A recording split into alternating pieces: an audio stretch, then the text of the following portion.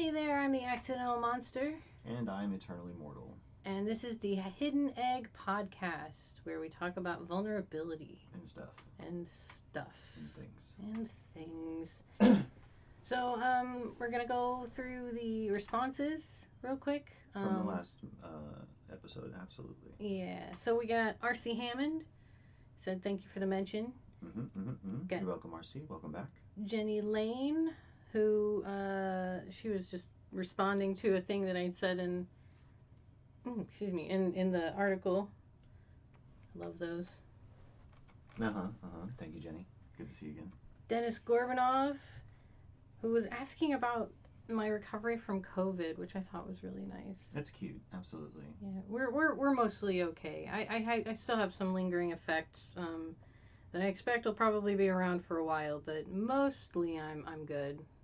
The rebuild is a little slow, but. And my struggle with my quitting of smoking, which still goes to this day, far outshines COVID. I barely remember that I had COVID now. Good. It's probably a good thing. Yeah, I think so. Miss Peach, stroking our egos. Being very sweet. Thanks, Miss Peach. Love as it. Peach is. As long as it's true, obviously. And EA Colquitt, first time commenting, I believe, on our podcast stuff. Welcome, EA Colquitt. Good to see you. Super excited for them to be listening. Natalie, just fun comments about having fun. Yep, thank you, Natalie. Well, continue. Then there was You Good, who had a bit of a paragraph, but mostly was just telling me that it's okay to bitch sometimes. Yeah, absolutely. I'm right there with you. You good. That's a good little paragraph. I like it. And then the last one was Sieran with another one of his epic comments. I love it. Yes, and even with the mentioning within the comment about how you need to comment less, Sieran, you really don't have to from our perspective. You be you. At least from my perspective, you be you, and we'll be happy to see whatever it is that you wish to share with us. But I understand if you personally want to go in a direction like that. That's fine. But you don't change anything for our benefit. Definitely not, please. But so. So Sieran liked my Pokemon stuff that I was talking about, and gave me this beautiful paragraph. I think I have enough spoons to read it, and I'm gonna read it out loud for the podcast because it makes me super happy. It's all about Pokemon stats and stuff. So if you don't care about Pokemon, feel free to tune out for the next few seconds. This is just a little treat for me. Lol, yes, covering the different typing, but needing to check if they have the typed moves. And don't forget same type attack bonus. Keep in mind the PowerPoint limits, because you can't go back to the Pokemon Center during the Elite Four battles, so no spamming of super powerful moves that have limited PP, such as Hydro Pump. There are also things like Pokemon abilities, status changing moves, stat boosting or lowering moves, etc.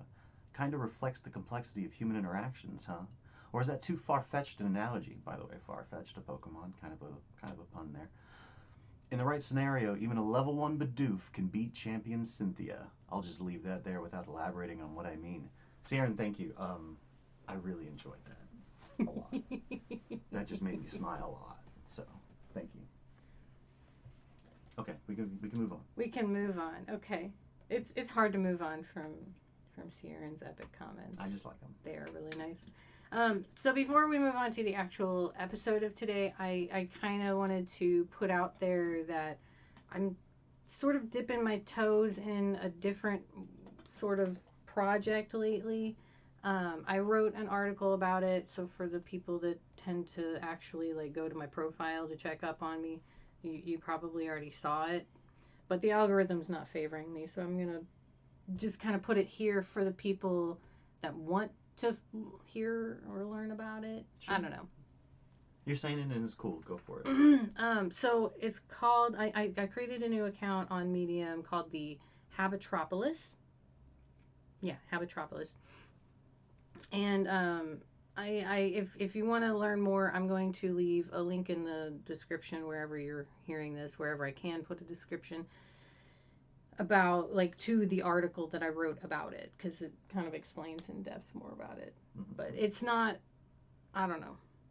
I don't want to say a whole lot because I already wrote a lot about it. But I just wanted to put this out there just in case anybody isn't getting my articles because I haven't really written a whole lot, so the algorithm's not favoring me. Well, also your inner muse is kind of pointing you in a new direction, and you're a little excited about it. Yeah, Like, yeah, and that's totally cool. yeah, yeah. But I don't like one of the main points that I'm doing is that I'm not doing the scouting for followers thing. Mm-hmm. And there's nothing wrong with that. Like I don't think there's anything wrong with doing that, but I think that I've done it more than I should have because I feel like I skipped over some lessons about writing on Medium that I would have gotten had I never learned that I could scout for followers. Mm-hmm. Um, so I'm kind of gonna do it that way. That way, the people that I end up getting on that account, I'm not I'm not asking people for follows. So I'm putting this out there for people who are interested in what I'm doing because they followed me and they're Right. interested in the reading. But I'm not saying this as a like, oh please go follow me, I need it. No, it's not one of those. It's one of those like if you're interested, please, here's the thing. You don't have to follow me, but if it's something that you like when you read it or you just want to find out what it's like, and you don't want to have to do anything but wait for it to pop up on your feed, then yeah, go ahead and follow it and that's cool. So Yeah. it's kind of an experiment of sorts. Mm-hmm. We'll And we'll see how see how it it goes. goes. Exactly. Okay, so this episode was supposed to be about workplace stuff. I love that. Yeah, this episode is about vulnerability in the workplace, and this time we have no notes. We're gonna be just riffing Yep. off of it based on whatever your brain and my brain come up with in the moment about workplace vulnerability. And I work in a workplace, like a corporate workplace that has both like manufacturing, office, and like warehousing elements all kind of wrapped up in the same facility. Um, So political. Not like American political, but like bureaucratic political. like Your workplaces. yes, it's a corporation. I kind of feel like a lot of corporations are like it's an international corporation as well, and so like the the necessity to be specifically political is very high tier when you have to deal with many countries. You know what I mean? Right. Because your rules Well, have more to than be one. as much as you can. You want your rules to be consistent across all your locations And because that also makes it not be easier. illegal in either country. Or in any of the countries that are associated. Yeah. Exactly. So it can be difficult for the vulnerability of an individual to really exist within a corporation. And anybody that has worked in a corporation for a significant amount of time in an office aspect or in like a warehousing or manufacturing aspect is going to know that like the individual is pretty regularly ignored for the benefit of what that individual can provide to the company. I actually think that that's a lot of the reason why people like to like they want to be entrepreneurs. They want to strike out on their own because that's how they can get their money and be an individual. And what you're talking about is like you as a person inside this corporation, you're kind of like a no person because each individual inside that corporation doesn't really matter to the corporate. Like it's not that the even the best corporations are made up of people that aren't really able to share their true individuality Right. through the company, through their work. Exactly. You're gonna have some of the top level executives that make a lot of the decisions, become the face of the company. Everyone at the facilities usually knows who that is.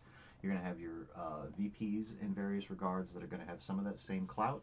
You're gonna have mid-level managers that are known by the people on the ground, and then you're gonna have those people on the ground, those people that don't matter from a lot of perspectives. But they're the what makes the company keep And spinning. in the last several decades, I'm not going to say exactly how many because I didn't do the research for this or whatever, but in the last several decades, the concept of our employees are our greatest asset has become pretty hyped. Yeah, let's say hyped throughout a lot of corporations. So a lot of corporations, part of their mission statements and shit include employees are our greatest asset, and the ideas of human resources have been pushed for several decades now, if I'm not mistaken. And that idea of human resources as a department within a corporation has evolved a lot since, like, let's say the 50s, because I'm pretty sure we had HR in the 50s. I'm pretty sure we had HR way back, but I'm not. I again did not do the research, so I'm not going to go places I don't know fairly well. And Fair. human resources became a lot more. I think it started out as keeping the humans pacified and willing to work, and as it became more and more difficult to do so, as more and more conflicts arose and more rules had to be established for what to do in the instance of those conflicts, that, like, it just became this elaborate manual of what to do when human conflict happens. And so finding your own actual vulnerability is impossible for a lot of people in corporations, because it's all about trying to figure out how you can fit yourself into the rule set without harming yourself, that will benefit you the most. And so even paying attention to the people around you is difficult in certain circumstances in corporation. Well, I find it interesting that you mentioned the whole, like, HR is basically designed to manage conflict, because conflict is a big part of vulnerability. Uh-huh. And having somebody kind of, like, as a corporation, swoop in and tell you the rules of how this conflict is supposed to go, Mm-hmm. or you get fired, it takes out that learning experience you would get from having a conflict with another human being. Right, right. And you can take what you said there and think about the perspective of, like, well, this just goes back to, like, certain quote unquote less civilized times when a conflict in the workplace led to a fist fight. You know what I mean? And, like, Maybe, but I feel like it's actually dumbing us down so that we have fewer conflicts and therefore learn how to deal with conflict less, I I because we have less experience with it. I agree, and I also think that a part of it is, to a certain extent, erasing some of our individuality. Yeah, I do. And I do think that too.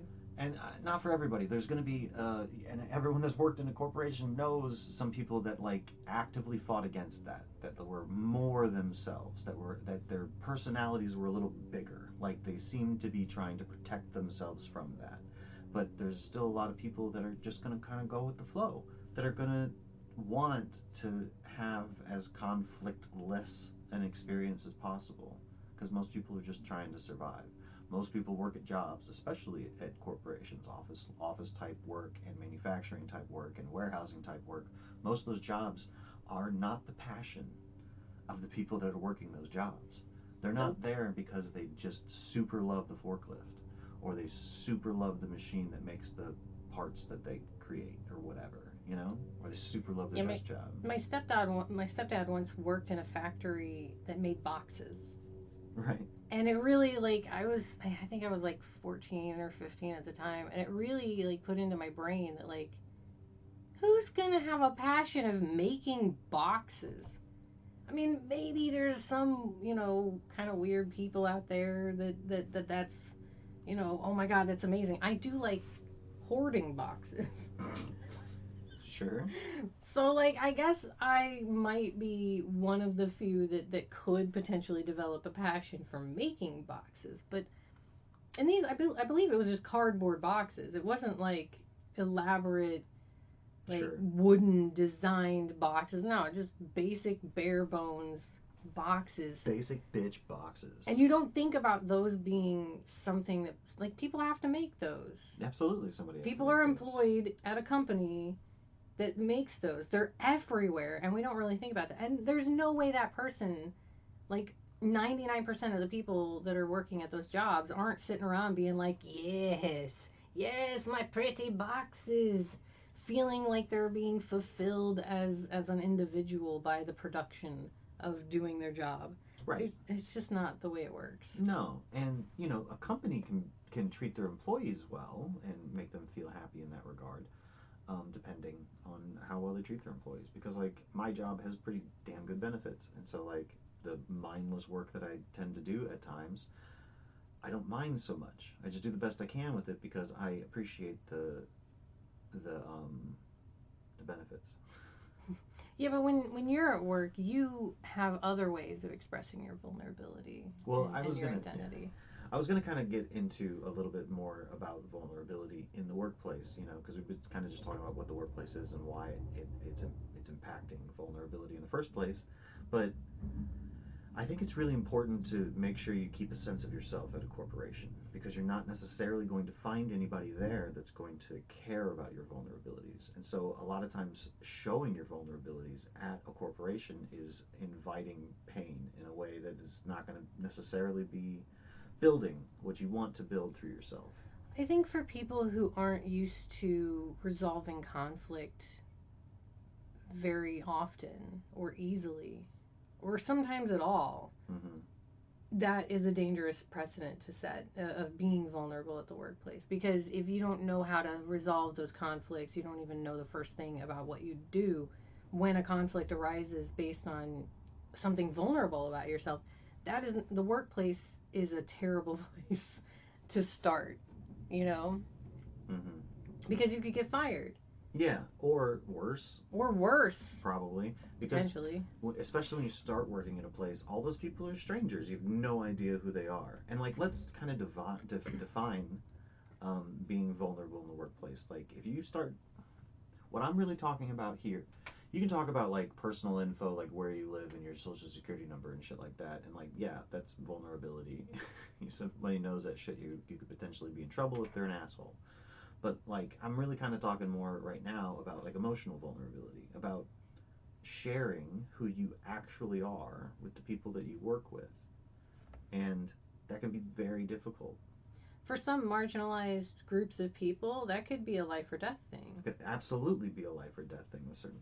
I am not trying to dox myself in any way, shape, or form, but I work with people that are certainly homophobic and transphobic.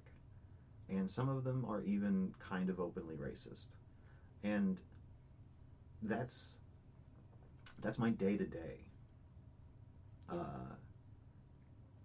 And so it can be difficult to even want to be vulnerable with your coworkers sometimes because you don't get to choose who they are or what they're into or what their beliefs are. You may not have similarities that you can connect with through people. But I'll tell you, go ahead. That's another thing about the people choosing to do things, because I know a lot of the people listening are from Medium, and they either are trying to build their own kind of company of their own thing, or they're trying to carve their own path in the world without a company with like that. And I think a lot of the draw to that is that even when you have a team, you get to choose who's on that team. And if the people don't mesh, it's a smaller group that, like, even if you're not the head honcho on the team, you could be like, if you and the head honcho mesh, but then like they brought in, you know, somebody else, a sound guy, and the sound guy is really like fucking up the Mm-hmm. vibes, then you can go physically talk to the head honcho and be like, I don't know that this guy's working out. And then it's that guy's job or gal to resolve the conflict somehow. Mm-hmm. Again, coming back to, if you're not good at resolving conflict, these are the things that, they're going to be challenging, Yeah. because trying to work as the head of something, like if you can't resolve the conflict, then it's just going to make your life hell.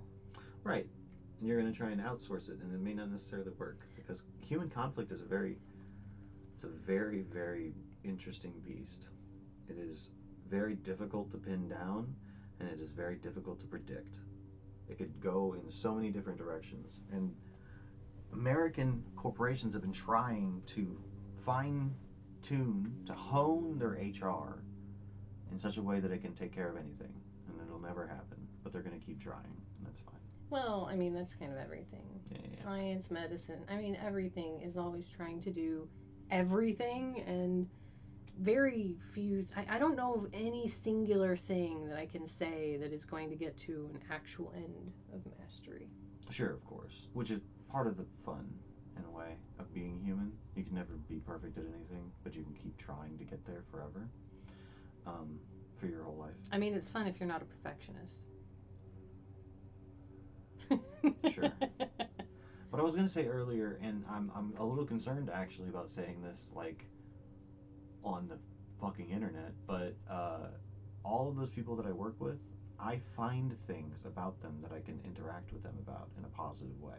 Yes, and that I think is where your style is of being a vulnerability in the workplace is sorely in need. Oh, really? Well, because the country that we live in, a lot of our media and influences are divisive. If people aren't enough like you, then they're not worth talking to. They're not worth reasoning with or empathizing with. That's the climate that we live in. Wait, say that again? That people, the media that we have, the basic environment that we live in is one where there's this undertone of influence telling us that if a person isn't enough like you, if they're not on your side of the Oh, line, yeah, yeah, yeah, okay. then you shouldn't even bother empathizing with them because they're too far gone. They're Yeah, terrible people on that other side. And like you said, you work with people that they kind of are openly racist, openly homophobic, openly transphobic. They're openly intolerant of somebody. right. And somebody that I either care about or am. Right. But instead of taking that as a hostile work environment, which it is, I'm not saying that it's not, but instead of looking at it like that, you actively look into them to try to find the place where you can connect to them. Right. And I'm going to kind of expound upon that a little bit. Because, but before I do, actually, I want to say, because it's very important that the way that I do this is that I deny myself to these people. I have to hide myself and deny myself to while I'm Which talking to isn't these very people. vulnerable. And some people, for some people, it's impossible. Some people are not able to deny themselves in this specific way, it seems like. Um, and I get that. And so this may not work for everybody. But what I've found in being a lot more silent and observing when I get to know people is once I learn who they are, I have the ability to find the common ground that I can have with them because I've never met anybody that I didn't have a little bit of common ground with. And I'm going to do my best not to specifically call out anything that could call out anybody specifically. Right. But through the few years that I've been in this area of the company, um, I've learned to connect with one person about music and with another person about like family life and like raising children and stuff, and another person about like just humor and comedy, and like another person like I already said the music thing. Oh, with effort and working out, like there's all kinds of facets to people. I know that you said that you kind of deny yourself to do this, but I would argue that we could reframe that as you set boundaries within yourself about which things you can be comfortably vulnerable about. Or not even comfortably, just what things you can be vulnerable about without jeopardizing your job or without jeopardizing the work relationship you have with these people. And Right. I think that we kind of touched on in previous episodes how setting boundaries is absolutely an important part of vulnerability. You can't just have carte blanche. Well, no, it is carte blanche because that's when you choose, pick and choose, Oh, right? is that what that is? I think so. I don't know what it is, so I can't help you here. Sorry. Anyway, you can't have universal vulnerability where you're just yourself 100% to everyone. That's never going to happen. And if anybody who believes that that is possible is denying the impact that they have on other people and are probably narcissistic because sometimes being yourself hurts other people. Yeah. And so we have to all set boundaries for ourselves and for other people so that we can get along and find the things that we can relate to, that we can be vulnerable about, and that we can connect through. Right. Otherwise, what all we're going to end up doing is just pushing each other away. So Yeah. I don't think that you necessarily have to shut off your entire self, because obviously you are, when you're talking about music, you're not talking about somebody else's likes, you're talking about your preferences in music. Right. Sometimes I tailor it depending on who I'm talking to. Like, some specific people have specific tastes in music, and so the things that I enjoy out of those specific tastes are what we'll talk about and enjoy talking about. So you And set I boundaries will, within boundaries. and I occasionally will extend it slightly outside of that music taste and see if broadening that category is something that they're into. And I found some success here and there about it. And I found some people that I feel like, they shared something of themselves with me, and I share something of myself with them. And I love that. I love that connection, that human social connection. But yes, sometimes I walk into the break room and I hear people complaining about trans people using the bathroom of their choice, for instance. And And you just think, why does this impact you? oh God, I Why have does this so many affect thoughts. I have you? so many thoughts, but I usually avoid the conversation. Yeah. Well, yeah, I mean, boundaries again. I just can't take it. Like, I'm just too, from my perspective, I'm just too weak to be able to have out that conflict because I know these people. I talk to them about their interests. I know exactly how far they're willing to go and how far they're willing to listen. And I could get about 3 words into my argument before they dismiss me entirely. And now they just don't like me. And now I have to work with them continually after Right. this. And I'm so fucking privileged in this regard because, like, I'm so beardy and balding that, like, I just look like a white dude. And yeah, I'm pretty non-binary. I don't really force that on anybody. So nobody has any problem. Nobody thinks that I'm in any group at all, and so they just Yeah, are. you They don't have any pass for problem. an average white guy. Right. Yeah. Absolutely. So it's um I feel genuinely bad actually that I don't just fight everybody that says some bullshit. I really do, but I'm trying to maintain my mental health as well, and I would lose my mind. Yeah, I mean, there's a lot of people that are, social justice warriors that would say that in every situation that you overhear intolerance, it's your responsibility to speak up. But I would say that we live in a society, and I get that those people are strong enough that they can do that every single time and take those hits socially and mentally. But I would argue there's a lot of people who cannot. There's people that deal with too much anxiety or depression or other internal battles that they just can't take that on every single time. And while yes, we can argue that you can't afford to be neutral on a moving train, you also can't afford to deny your own personal needs, period.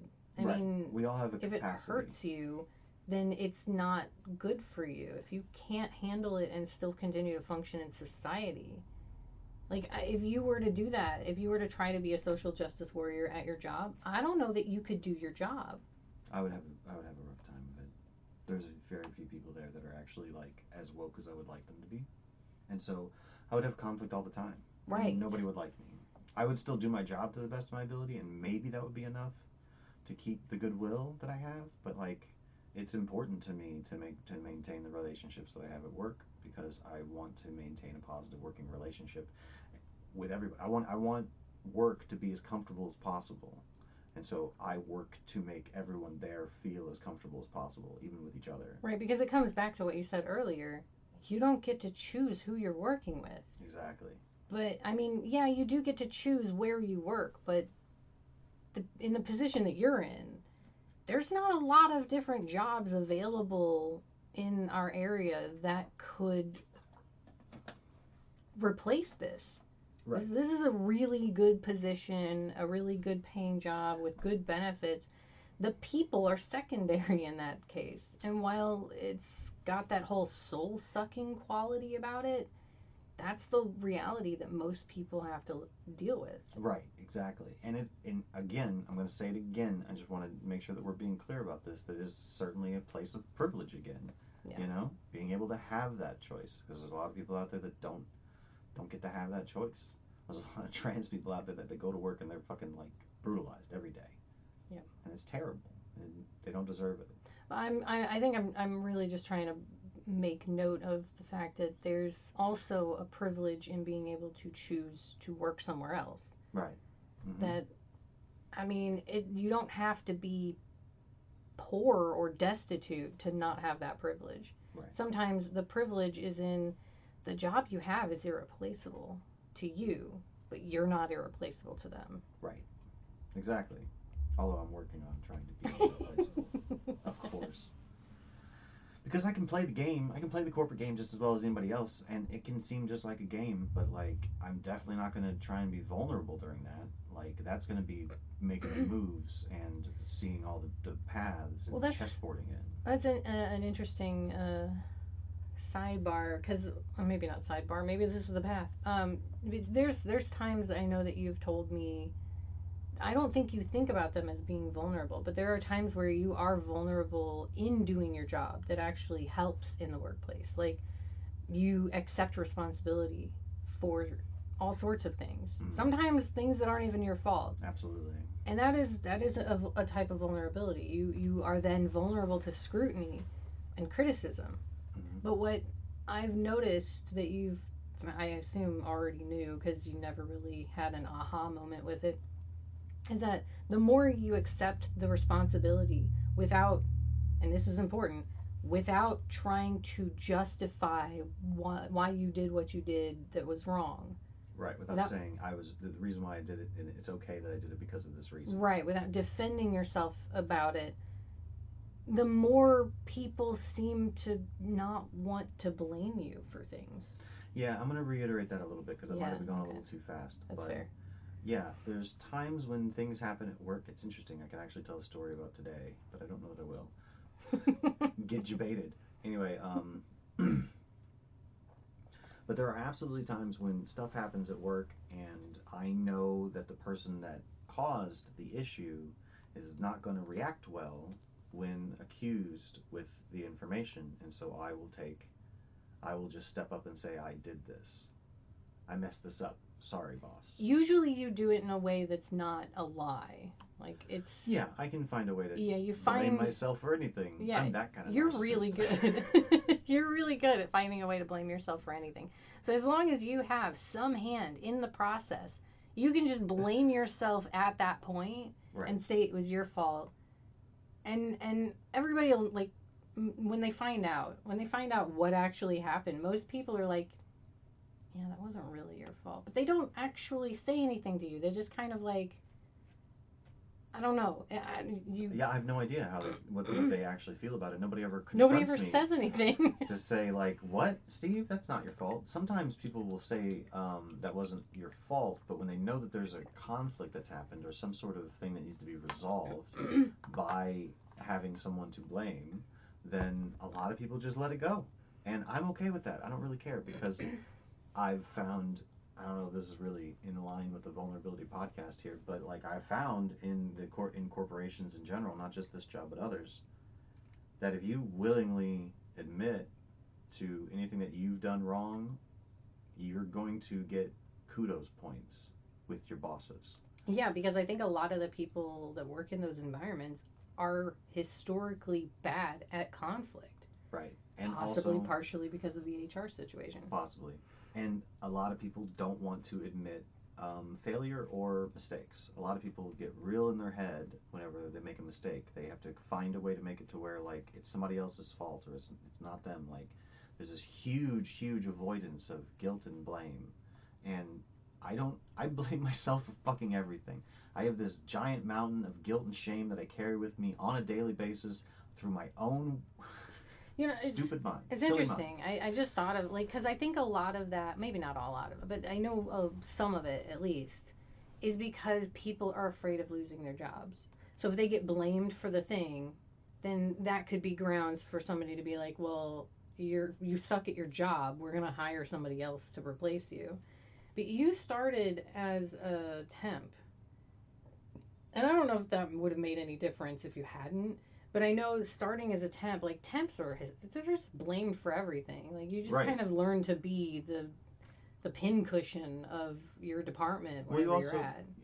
anyone that's worked as a temp probably knows some temps that are not trying real hard. Yeah, that's also true. Like, So it's easy to blame them too. so, and I'm not saying that that means that the stereotype is valid. Certainly not. But what I'm saying is that, as me at least, my perspective is all I can share. As a temp, when people just assumed that I wasn't going to be good at my job or do well or care about my job, like, I didn't take that offensively because I saw several temps that didn't care about their job. Yeah. And I'm like, well, okay, but I'll just care about my job and we'll see if it makes a difference. And it did every time. But you came from that environment accepting responsibility for things that paid, like the people who weren't temps. What are they called? Full times. Full times. That they didn't want to take responsibility for because you were a temp. You were there to like cast it off to, and then from there you started just accepting the responsibility even when they weren't doing that because you were just like, why bother waiting? Just, I mean, it's gonna like, it's better off if I do it because I every time I do it, they're just like, oh well, you're just a temp, it's fine. Right. And you become this repository for all their mistakes, and you didn't really get any negative impact from that. Right. Nothing happened to you. No, never. I'm still like lauded at the place at being a pretty decent fucking guy, which is a little silly to me because I'm just doing the job from my perspective, you know.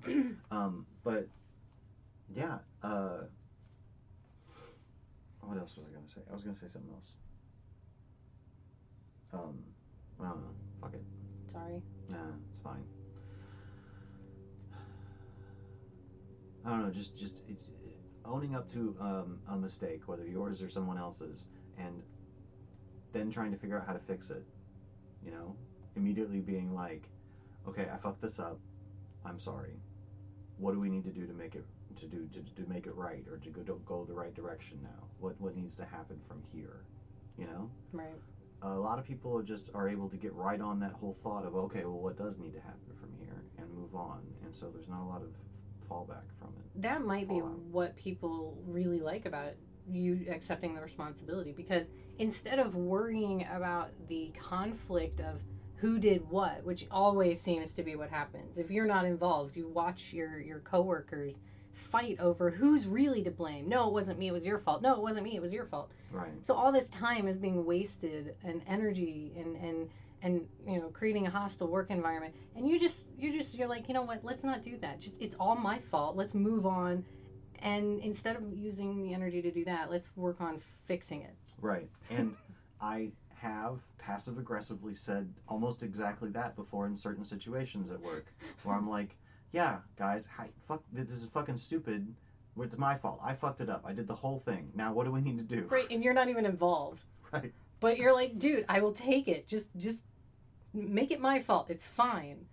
Because the arguing about whose fault it is worse than whatever it is that we're trying to blame somebody, each other for. And I'm getting worse at this the more I start to pay attention to and realize and care about my own emotions, Right. So, like, more vulnerability. Right, more vulnerability because I'm taking myself into account. It was a hell of a lot easier when I wasn't giving a shit about how I felt about stuff. Like, oh my god, it was so much easier. When you could pretend to be a robot. Yeah, basically. And now that I kind of care about how I feel, I'm working my way towards loving myself. And so someone like being an ass to me makes me like, hey, don't fuck with my friend like that. Like, that's weird to think about myself, but like that's how I come about it. Yeah. I didn't have that whole thing back in the day where someone was like, you're a piece of shit, and I'm like, how dare you say that to me? How could you think that me, eternally mortal, is a piece of shit? Certainly you would know that I, as eternally mortal, am not a piece of shit. Like, I don't get it. I don't get that whole pride thing. I never have. It sounds like you might be starting to, though. I don't know. I can only get it through the whole don't fuck with my friend. Well, Yeah, it's a start. It's I'm getting there. something. I'll get there my own way. I always do. But for most of us, we do have to contend with that instant mental defender Right. of like somebody telling us that we're a piece of shit. No, I'm not. I know I'm not. So no, I'm not. Right. Fuck you. It's like, And oh, and I feel like you came at it from an angle, and you would constantly describe it to me of like your perspective was, well, okay, there's two ways that I could think about this. Number one, maybe I am. It's an interesting thought. Maybe I am. Maybe they're right. And right. I don't know. Mm-hmm. But also on the other hand, like maybe I'm not, but that's their perspective, Right. and it doesn't have to mean anything about me. Like if I am, I can ask myself, or I can ask people I trust their opinion, is this true?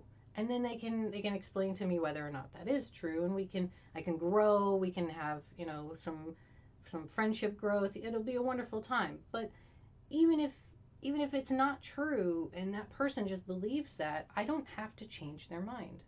Right. Because it's just another. It's a whole different other person. That's not you.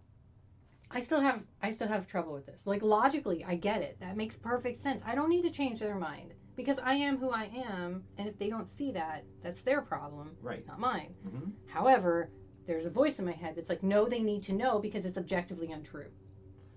I Uh huh. know it's the autism, I think. Maybe. I think there's a lot of people that feel that way. And not even just that it's objectively untrue. I think a lot of people are like, they're not allowed to feel that way about me. About me. Right. Like, I think that there's a lot of people out there that don't really understand that you don't get to control the autonomy of how others view you. Yeah, it's hard because you're told that you're supposed to. Uh, If you The whole birds of a feather flock together. If you like when we were all kids in high school and stuff, I don't know about you, but I was taught that like the people that you hang around, that's how people view you. So you have to hang around the people the that right oh, okay. people, I got you. Yeah, yeah, because if you hang around the wrong people, then people are going to think that you're like them. You know what I mean? yeah. Uh And huh. so like that's just one of many different things. And then for women, or female presenting, it's it's a how you dress. Are you slutty? Are you respectable? Sure, sure. Are you fierce? Are like everything, every possible clothing type that exists, it has an impact for how people view that woman that men often don't have to contend with. I think it's becoming more balanced in a certain I regard. think so I too, think men but are becoming more and more judged by but that. these are just examples But of yeah, yeah. how like we're taught. Even men are taught that too. Like if you let somebody get away with something, then you're appearing as though you're weak-willed. Right. I mean, you could even go back. You could even talk about the Will Smith slap, honestly, because Right. like, get your wife's name, get my wife's name out your mouth. Like, that's not your responsibility, bro. Right. And so there's a lot of pressure on each one of us to do our best to present ourselves to the world as we believe ourselves to be, or as we want the world to see us. So it gives us this illusion that we have an impact on how other people see us. Mm. But it doesn't take into account that it requires them. Anything that we could do to influence other people's perspectives of us requires that other person to be open to what we're trying to present. And a lot of people are too close minded, Or caught up in their own shit. or caught up in their own shit, which closed their minds. Sure. It's not like they're closed minded as a person, but like maybe in this moment they're closed minded because of what they're going through. Right. They just can't always see that. Mm-hmm. And so they're going to see what they see, and it doesn't necessarily match up with what you're presenting. Right. Exactly. That is so hard to contend with. It is absolutely, but perception is such a flimsy, whimsical, floaty little bitch. Like it's hard to pin down anywhere. It is, but like there is something to that whole first impressions thing. Yeah. As soon as it's not even first impressions. As soon as my perspective of a person has been sullied, it is difficult for me to rebuild that to Right. something positive. Yeah, I know. I like that. For And a that's lot of even people. when I want to rebuild it. If I don't want to rebuild it, but they do, I mean, they're kind of screwed. Mm-hmm. Uh-huh. I'm gonna just like throw out there because I want this concept to exist in the world as many times as possible. But like, we don't need an enemy. We don't need an enemy.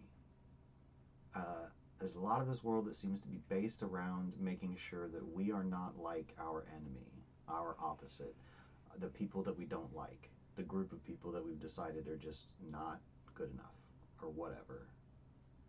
Like we're all just autonomous human beings This is true. bumping into each other.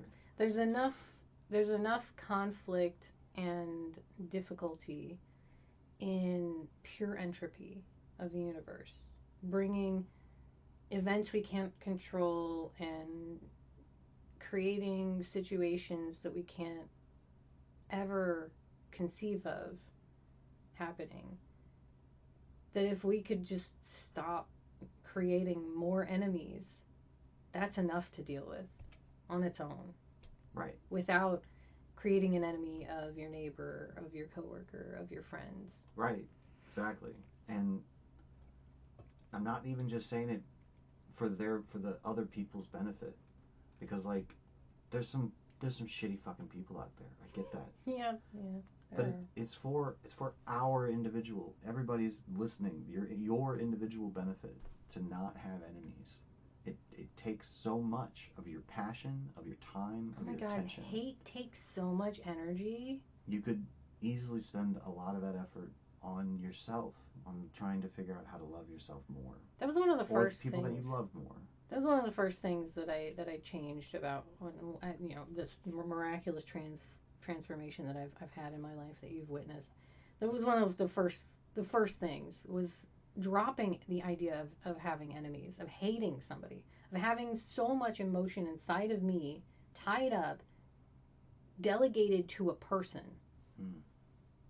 Because the more I looked at it and the older I got, the less energy I seemed to have. And I'm like, well, I'm spending all this energy hating this person.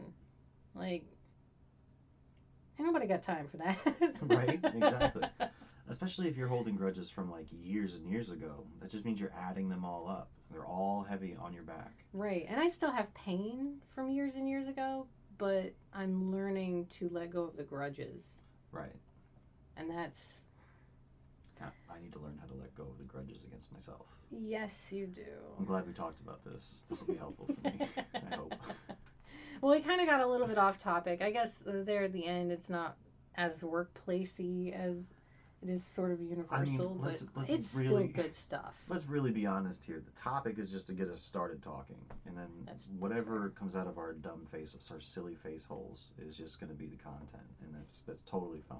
You only changed that because you didn't want it to sound like you were saying my face is dumb. No, no, no. I'm trying to actively avoid the words stupid and dumb because I don't think a lot of people, but there's some people that view them as ableist, and I don't want to Oh. offend people, so I'm trying to switch them to silly.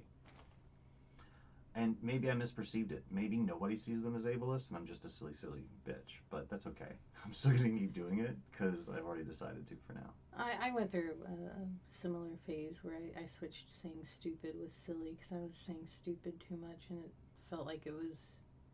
I don't know. It felt like it turned me into a different person. So changing it to silly, it like I don't have the word for it, but it like decreased my hostility. Ah, yes. Uh huh. Because silly is not. Intimidation, that's the word. Oh. I was less intimidating. Oh. You Okay. just say stupid, that sounds like an attack. It feels like a word spear. But Mm-hmm. silly is like you've blown bubbles in the air. Right. At them menacingly, maybe. But they're Maybe still at bubbles. worst, but they're still bubbles. Yeah. And so they could be like, ha ha ha. Exactly. You know? Like everyone does when bubbles are blown at them. Right.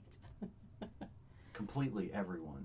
No, Certainly. I say stupid now again because I reintroduced that word back into my vocabulary at some point. So it's like it is still a word, and there's only one word that I can think of that I don't allow myself to say, think, or speak, write, whatever, because I feel all words have a purpose. but that one particular word is not mine to have a purpose for. So Sure. Yeah, yeah. So I didn't. The word stupid felt like it needed some love, I guess. Understood. But I understand taking it out of your vocabulary, at least for a time, to get more used to saying things that are a little less extreme, a Right. little less hostile. Sure. And honestly, like, there's plenty of words out there. Like, I can play favorites all I want. You know what I mean? Like, I can pick up other words to use and make up other words Who to are use you if to I want. choose a number? What? Fool. Oh, No. yeah, yeah. Those that know. Mm-hmm. Anyway, we should probably wrap this up. It's been over 50 minutes. We did good with no plan, and We did. I'm impressed. I'm happy. Mm-hmm. So, woot. Okay, so I guess since it's the end of the episode, I'm gonna go ahead and once again mention that we have the whole buy me a coffee thing, and we have some merch. Feel Yes. free to look at that Yes. stuff if you'd like to. Make sure you're taking care of yourself first and foremost, and the people that you care about the most. And then if you have leftovers that you just want to throw away, sure, go ahead and buy some of our stuff. That'd be great. But I guess that's all we got. Oh, what are we doing next week? Do you know? Actually, before we go to that, speaking of, do you know when because we ordered shirts. We ordered our own shirts. Oh, did we? You did. I couldn't do it because I can't buy from my own store. Oh, okay, right, So sure. Mm-hmm. I don't know when we're getting them in, but maybe you should check on that at some point. I'm excited. Okay. I'm excited to wear our own merch. We'll talk about that a little bit later Fun. so I can figure out how in the hell to do that. And then next time, I don't know. Oh, somebody, I think it was you, Good. No. It was, and I never got permission from her. So I don't know if I should say. But, okay, so there's a tentative plan. There was a tentative plan, and the topic. No, I can announce the topic. I just didn't get permission to say. Okay, got it. Their name or their. I didn't get permission to identify them. But it was to just talk about complaining. The vulnerability of complaints. Ah, interesting. Kind of like compliments, but complementary to it. Yeah, absolutely. Interesting. So I thought maybe we would do that. Okay. I mean, we have so many other different topics that if that's not good enough, then we can always find another one. But well, as our topics always are, they just a starting point. We'll talk about whatever the fuck we talk about. Yeah. Sorry. You're welcome. Whatever. Okay, well, I guess that's probably the end then? Yeah, I think that's the end. Okay, well, thanks so much for listening. We appreciate you coming back and hanging out with us. I'm Eternally Mortal, and I hope you find smiles this day. And I'm the Accidental Monster. You can find us both on medium.com.